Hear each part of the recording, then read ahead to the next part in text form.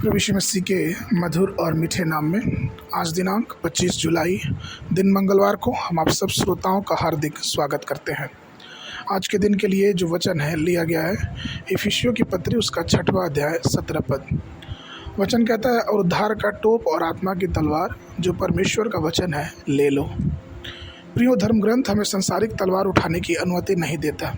शरीर की तलवार या हमारी अपनी बुद्धि की तलवार भी नहीं, और हम उस पर भरोसा भी नहीं कर सकते क्योंकि इसका अंत असफलता में होता है। परंतु प्रभु ने हमें एक विशेष प्रकार की तलवार दी है और वो है आत्मा की तलवार। आत्मा की तलवार शैतान से लड़ने के लिए हमें दिया गया है। यह एक महान हथियार है। जब हम उस तलवार से लड़ेंगे तो हम कभी हारेंगे नहीं, और वह तलवार हमेशा सदैव हमें विजयी बनाएगी।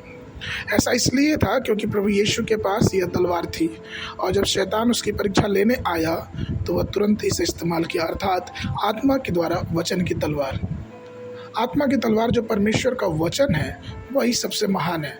इब्रानियों की पुस्तक में लिखने वाला कहता है 4 अध्याय के 12 पद में, क्योंकि परमेश्वर का वचन जीवित और सामर्थी है और हर एक दोधारी तलवार सी भी बहुत तेज है, और जीव और आत्मा को और गांठ गांठ और गुदे गुदे को अलग करके छेदता है और मन की भावनाओं और विचारों को जांचता है।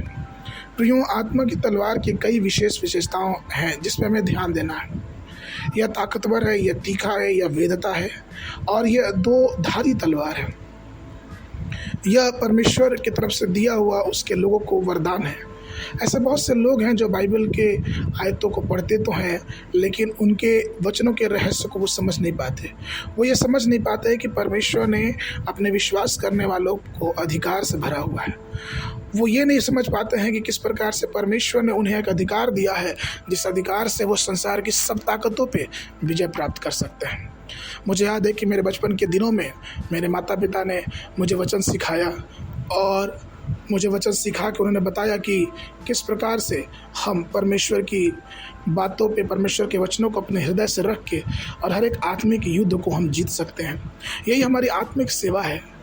और उस वचन सीख के और उस वचन को पढ़ के मैंने आज तक ये देखा, ये पाया कि किस प्रकार से वो वचन जीवन में मेरी बहुत अगुवाई करता है, मुझे सहायता करता है, और हर समय वो मेरी रखवाली करता है। इसलिए प्रभु में प्रिय लोगों, आइए हम परमेश्वर के विशेष अनुग्रह को ध्यान रखते हुए परमेश्वर की तलवार अर्थात परमेश्वर का वचन जो आत्मा के द्वारा हमें दिया गया है उस पर ध्यान लगाएं और अपने जीवन को विजयी पथ की तरफ और भी अग्रसर करते जाएं। आज के मनन के लिए यिर्मयाह नबी की पुस्तक उसका 23 अध्याय 29 पद। यहोवा की यह भी वाणी है कि क्या मेरा वचन आग सा नहीं है, फिर क्या वह ऐसा हथौड़ा नहीं जो पत्थर को फोड़ डाले। बाइबल अध्ययन के लिए सुबह के समय भजन संहिता की पुस्तक उसका 37, 38 और 39 अध्याय, संध्या के समय प्रेरितों के काम उसका 26 अध्याय। परमेश्वर आप सबको आशीष देवे।